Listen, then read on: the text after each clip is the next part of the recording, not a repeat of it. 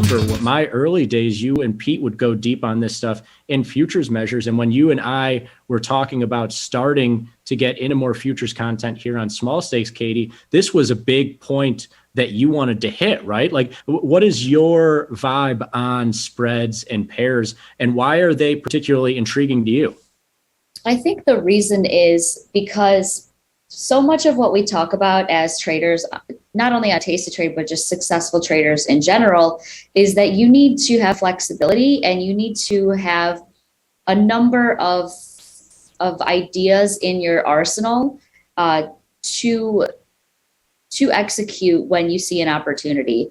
And for me, one area that I've been seriously lacking has been in this area of pairs or spreads. So it's a piece of the toolbox that I have long neglected. There are, bits of cobweb and dust in that piece of my trading toolbox. And with you, I was hoping to, shake off those cobwebs, so to speak, and get them into a more regular rotation in my portfolio. Because for those of you that don't know, the whole idea of a future spread is that you're often slowing down the volatility of like an outright trade, or, by trading a relationship, you may be potentially giving yourself a little bit more duration and most likely reduced risk as well, which is valuable to me at this point in my workday, due to the fact that, time is limited for me. So if I can put on a pairs trade or a spread that, still, of course, I want to be profitable, but I don't have to micromanage it, like that is just a jackpot to me.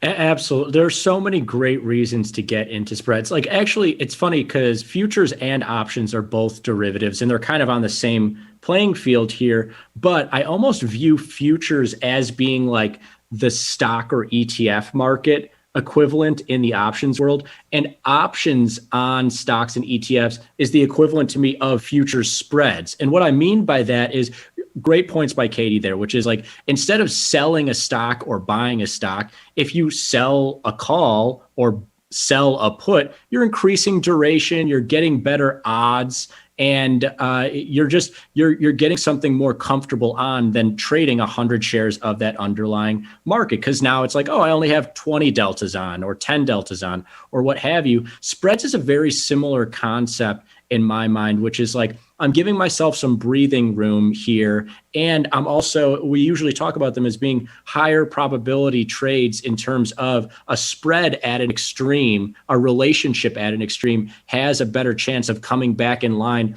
than just an outright market that's at an extreme. And you think that's going to come back to some point. Also, I like the idea that you pose here of a toolbox and this being a part of it, because this is like a very distinct, and this is from my point of view, one of the most intriguing pieces of spreads is like, it's a very different part of your toolbox. Like, you can be in there trading NASDAQs and S&Ps long and short all day, which we do all the time.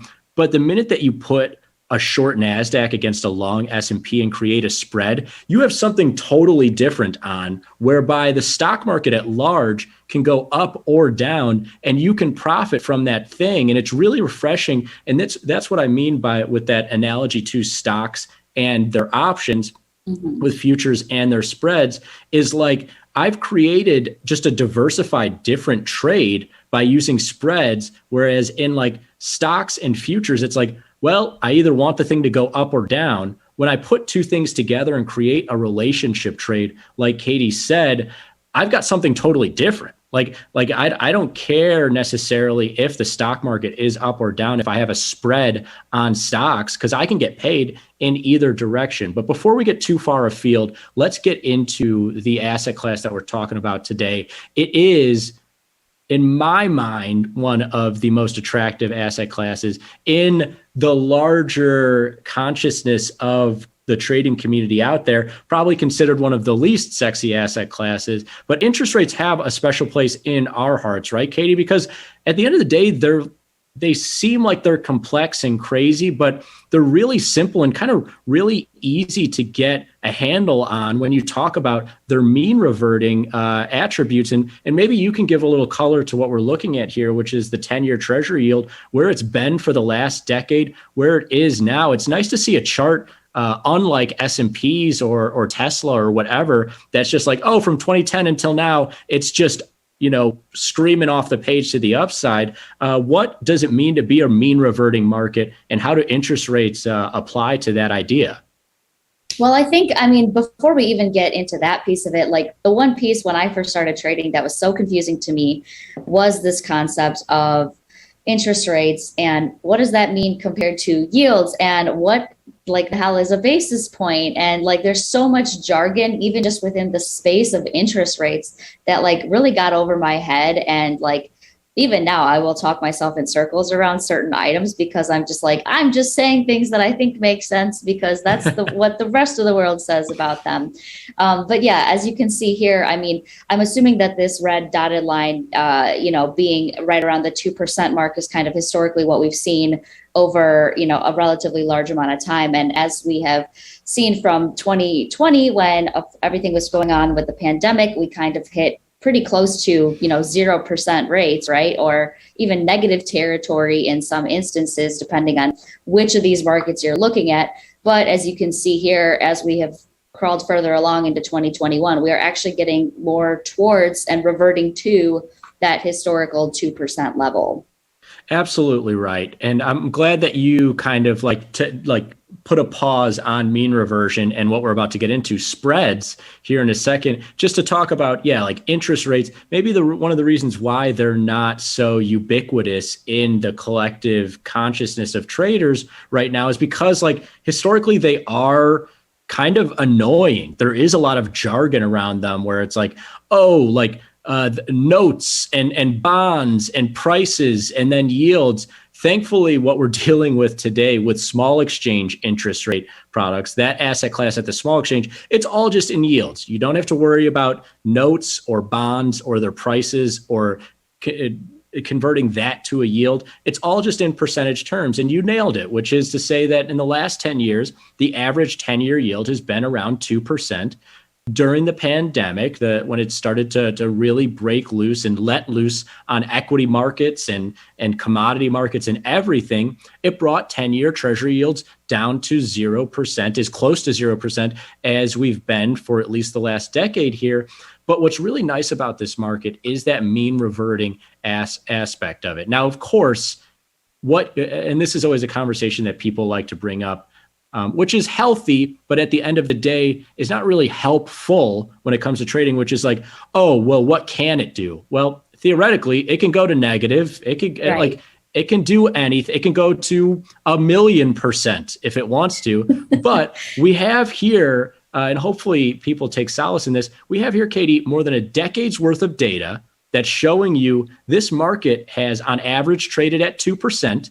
And at a high has traded at 4%, at a low has traded at 0%. And right now it's on its march back to that mean, which isn't to say that it's going to go from 0 up to 4 and then back down to 0 and then up to 4. But we lean on this data, Katie, to say like, oh, when it got down to 0%, me and Pete Momet were looking at like, oh, well, we got to buy these yields and we got to, hold them, because at some point, maybe it's not in 2020 or even 2021, but at some point I feel comfortable with that. Yeah, this market's going to get back to a mean. And it's the same idea with options and selling premium in the VIX, right?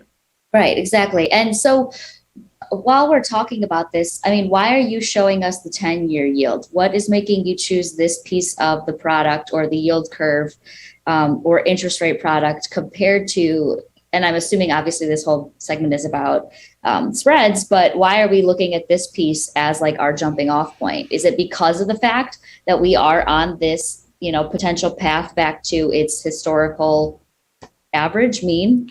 Yeah, that's definitely part of it. And yeah, for some housekeeping on today's segment, future spreads are, interest rates might be the oldest market that future spreads have been kind of like popular in. That they're really a go-to market. Even a lot of people might go to equities first, but interest rates really made this idea of trading spreads popular. And the reason I go to the 10-year is, one, it's a good example of something that is normalizing, and I want to look at at spreading this market off against something that's not normalizing the same amount. But also, Katie, and you know this, but I'm glad that you brought it up to kind of give me a softball across the plate here. The 10-year is the benchmark in interest rates. It's considered, it's the benchmark, it's the belly of the curve, the heart of the curve, whatever you want to call it, which is all to say in the US, our biggest benchmarks for yields are usually 2 years, 10 years,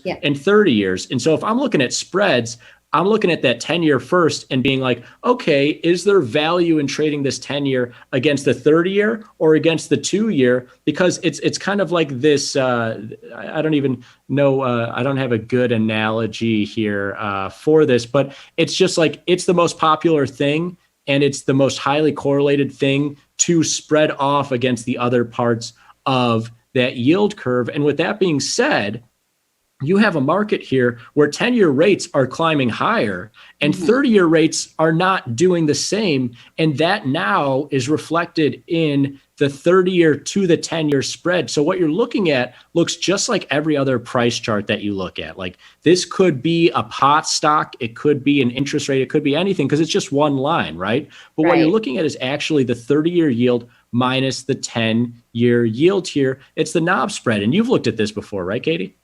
Yes. And much, I mean, I'm definitely not like a Pete or a Tom where I've been able to trade like the full outright major futures contracts on this thing. But yes, we have done. And if you're really brand new and you want to keep exploring this topic, just use the search feature on Tasty Trade. You'll see literally hundreds of videos on the knob spread and why this is such a powerful trading tool. And again, one to consider when you are seeing it at extreme levels like we are here.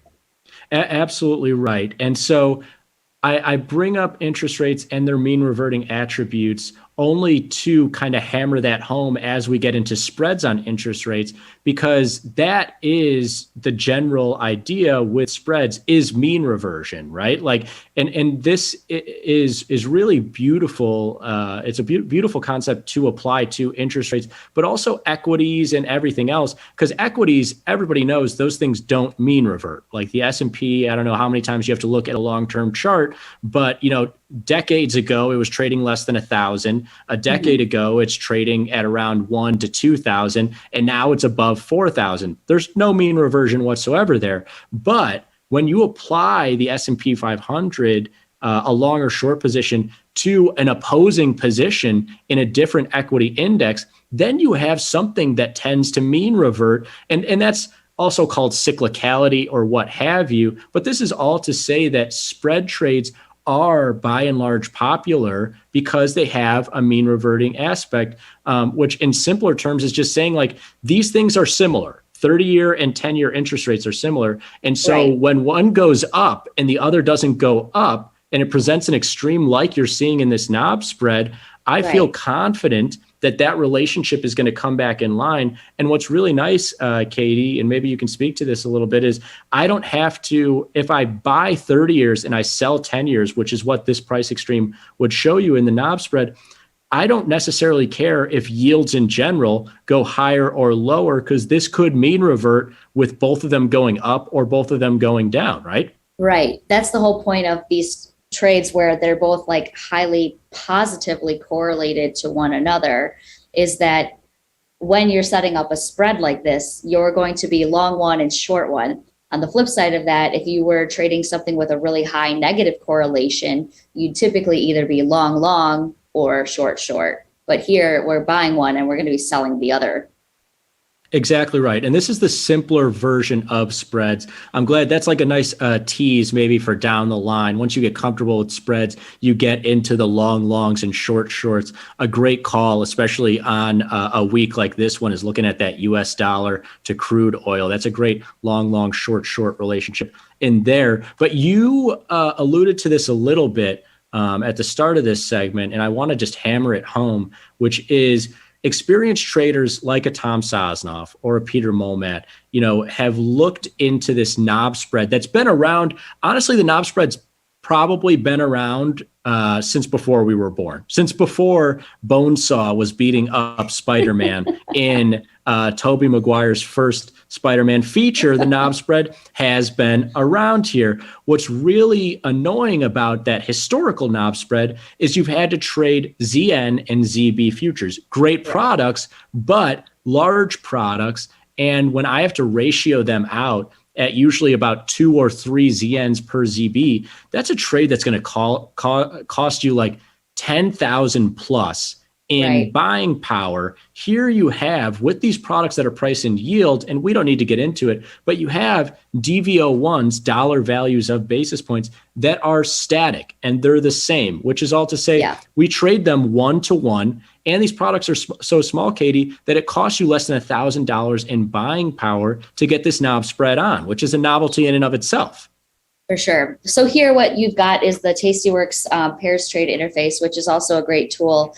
And again, I mean, like you mentioned, $1,000 in buying power. But what you could do, of course, is set this up as one trade. So in the previous chart you just showed us, just to recap really quickly, this is clearly at a price extreme.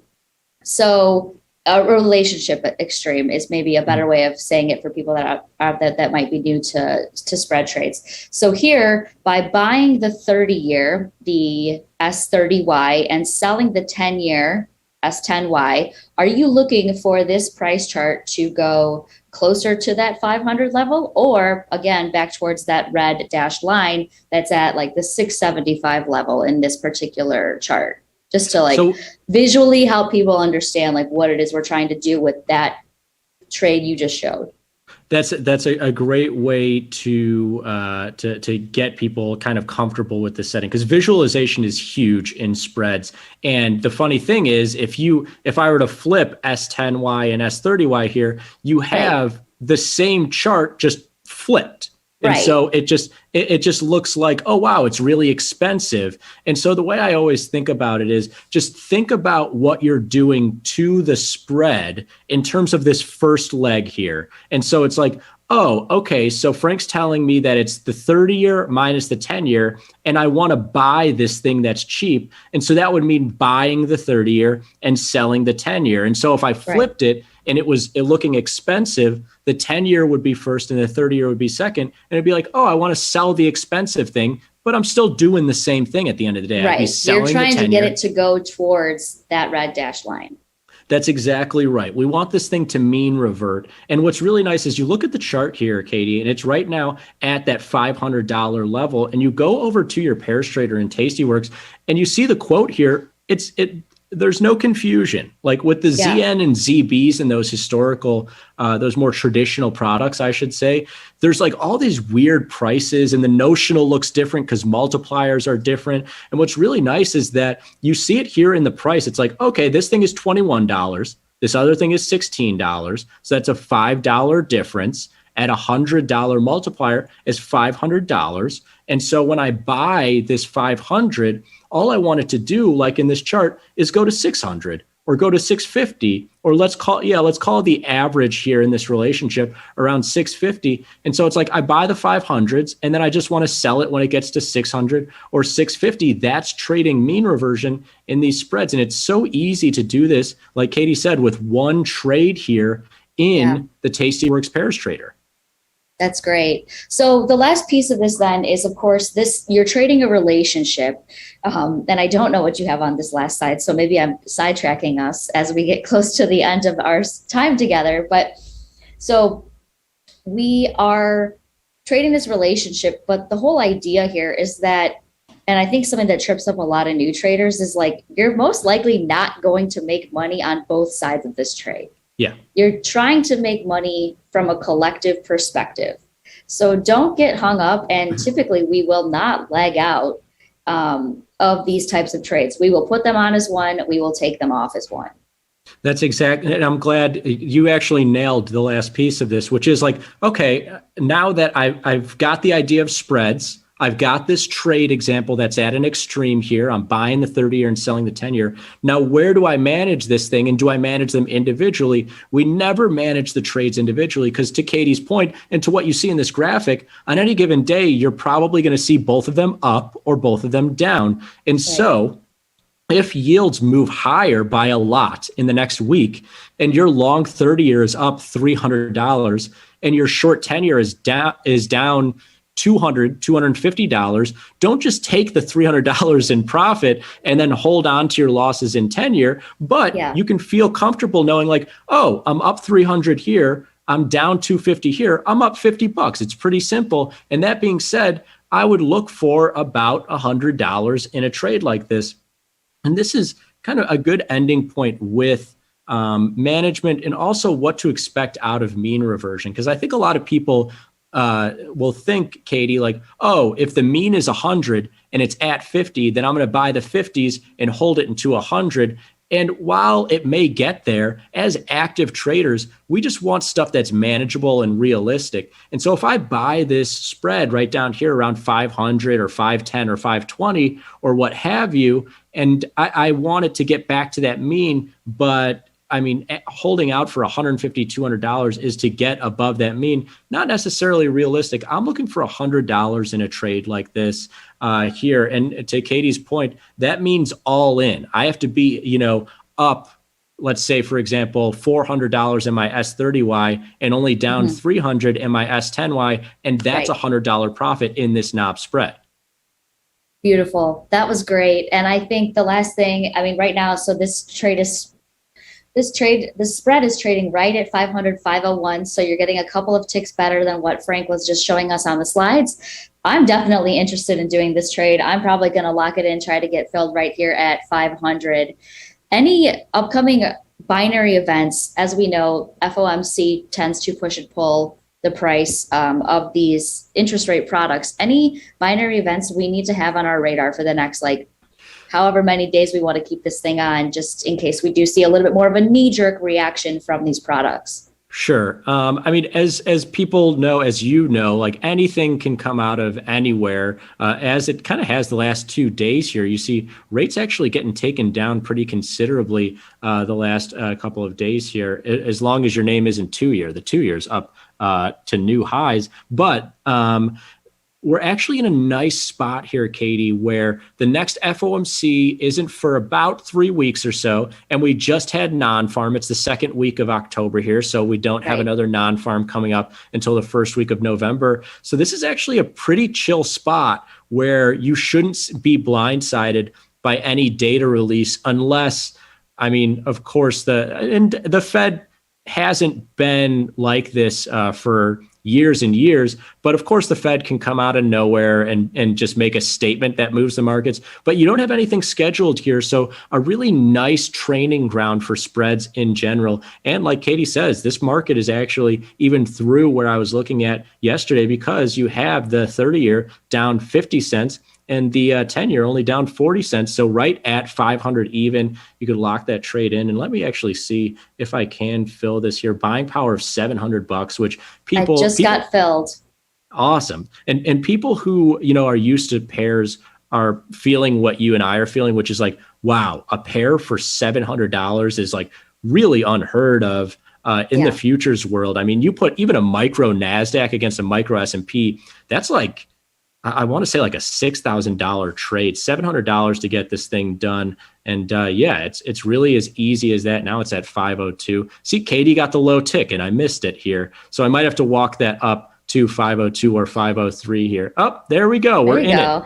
Yeah, there we go. And that's so. Are we both heels or are we both faces then in this scenario? Oh, there it is. Yeah, I guess.